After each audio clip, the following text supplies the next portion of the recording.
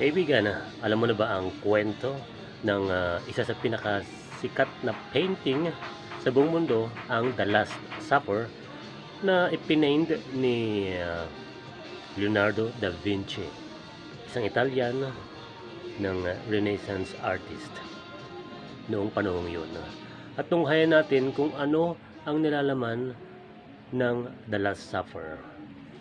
Pakita natin. Ito ang Last Supper at nandyan yung kanyang mga alagad, ang kanyang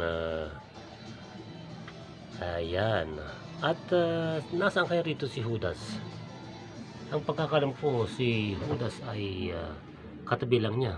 Baka ito siya. Kaibigan, alam mo na ba ang kwento ng isa sa pinakasikat na painting sa buong mundo, ang The Last Supper, na